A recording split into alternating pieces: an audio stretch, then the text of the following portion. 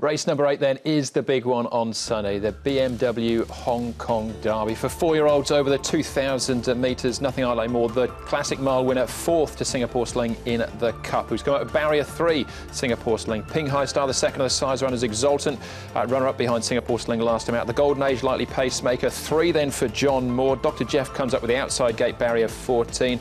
Rassen was down the field in the Classic Cup then. Lockheed, Savvy 6, Good Omen, Patriot Hero. All at big prices here. Gerard Mosse on Patriot Hero from barrier 5. So the all-important speed map then, Brett, for the Derby itself. Well, the leader, we expect, even though he's come at barrier 11, the Golden Age should get out in front. Yep, and it'll be interesting to see, Andrew, who wants to roll over with him from those wider barriers. Now, John Size, we're going to hear from John shortly. The map here's got Nothing I Like More, the highest-rated galloper in the race back here. And many are suggesting that he'll probably have to go back. But John Size has said in an interview, and we'll hear it shortly, that he's got gate speed and he'll probably roll forward from there. So maybe he ends up there. Does Rhythm want to push on and maybe get in front of him and give Nothing I Like More a little bit of cover? I'm thinking that Joe would probably like some cover. But the Golden Age will kick up, still hold the front. Singapore Sling's got options. I think he can be in front of Good Omen, who may try and be a little bit handier and be there. Or there's the opportunity potentially for Chad Schofield to sort of sit one off and look for a little bit of cover. But that barrier 3 has given him a great chance. Exultant is going to be sitting back here from the 12. He'll have to roll back. Zach Purton will be just hoping that they sort of pick it up from about the 700 and he can drag into the race, maybe potentially looking to get onto the pack of Ping Hai Star with Ryan Moore, get a drag into the race and they can let rip with their runs together. But interesting to see if Nothing I Like More does go forward. Fascinating race on paper, Paul, and I'm assuming everything's been looking pretty good in the mornings. Yeah, they're all at peak condition, obviously. Look, here's Singapore Sling. He hasn't trialled this horse, but you can see just before there, as we came on, he got a decent workout in this 400-metre sort of final sectional for him. So he's looking cherry-ripe going into the race. Ping Hai Star, I thought I'd show him as well. He's just doing it nice and easy here. He's won his last 3 up to 2,000 metres. Now, he's trialled recently over 1,700 and came through that with flying colours as well. He's relaxed here at the end and Exultant. Now, there's not much to Exultant. As you can see, he's super fit going into this race. He doesn't carry any excess condition whatsoever, and Tony Cruz has got plenty of work into him. So I just thought I'd highlight some of the main chances. Yeah, there you go. Those are the sort of the top rated towards the top of the handicap there. Let's start off with John Size. 2 runners in the field, Ping Hai Star and Nothing I Like More. Well, Nothing I Like More, drawn 13. There's been a few horses win from the outside gates, so I can't be too concerned about it. He's got plenty of pace, so he jumps away cleanly. He'll get up on the speed, and I think the draw shouldn't worry him too much from there. And then the other one, Ping Hai, well, he's probably important for him to be drawn in a little bit better at 9 because he might need a horse to follow or some cover at some stage. Nothing I Like More. Since that run in the Classic Cup, he's had 2 trials. What's been the intention there, John? He seems okay. He's been probably a little bit fresh when he's gone to the races. He hasn't had much racing this season. And I thought that maybe a couple more trials, a little bit more schooling and a bit of gate work might help him correct his manners a little bit. But he's not a naughty horse, but he just feels a bit too well, I think. So the trial this week was very good for him. I think it's perfect. And Ping Hai Star, you said, but going into his last run, not sure whether to run or not. Was it just the way that he won last time that sort of made you decide to run him here? Well, his racing manners were perfect last time he raced, and previous to that, he was a little bit irregular on the racetrack. We weren't quite sure how he was going to race, even though he was winning.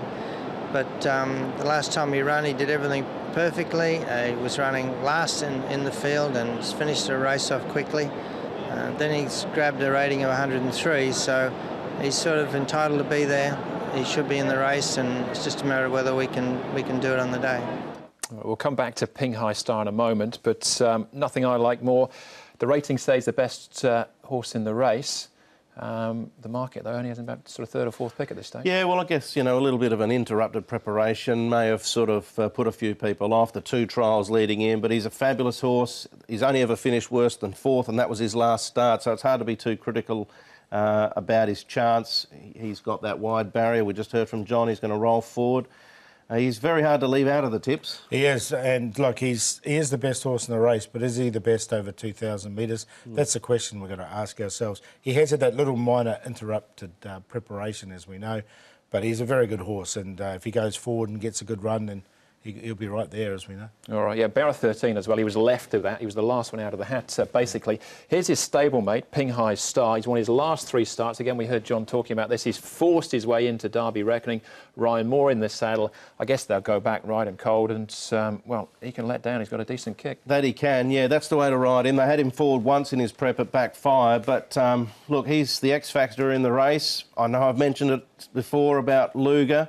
He's not dissimilar into the fact that Luger won 4 out of 5 over 1,400 metres as a 3-year-old here, and then went into a Derby prep which was very interrupted, won a race at a mile, and then went into the Derby 2000, drew the outside or barrier 12, sat 3 deep and still won. He's not dissimilar.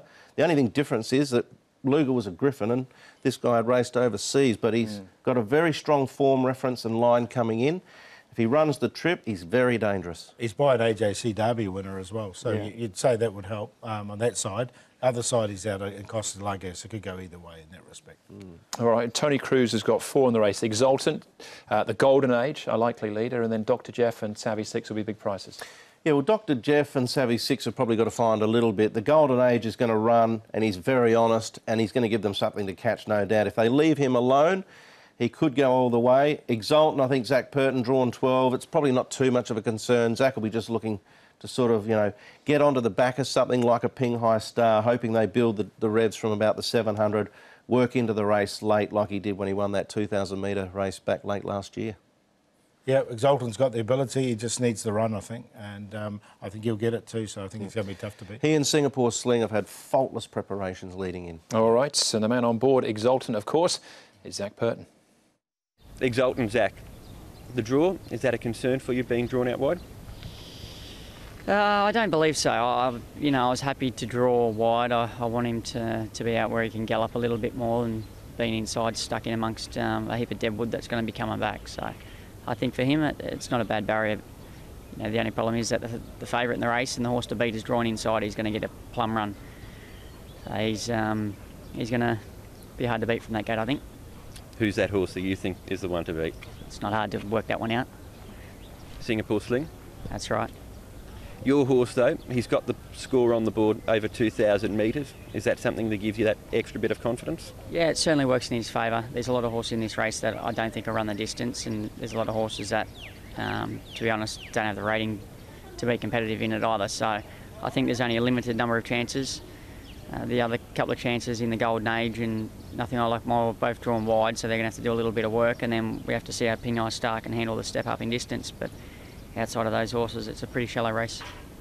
For you as well, too, with this horse, Exultant, there's been a bit of talk about his racing manners. As time has gone on, do you feel they've improved? Yeah, he's definitely got better.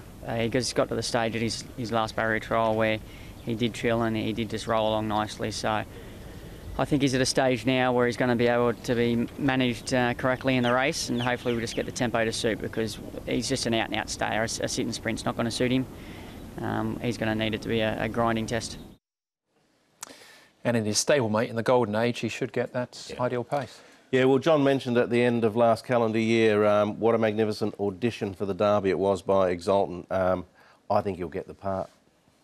I think he'll get it. Zach will need that drag into the race and for them to build, but he's the one to hold out for me. All right, well, Paul, you can have first crack at this. This is the Classic Cup, of course, Singapore Sling right in the middle there. It was his race on this occasion, but the horse is chasing him home. You've got Exultant in behind, the Golden Age.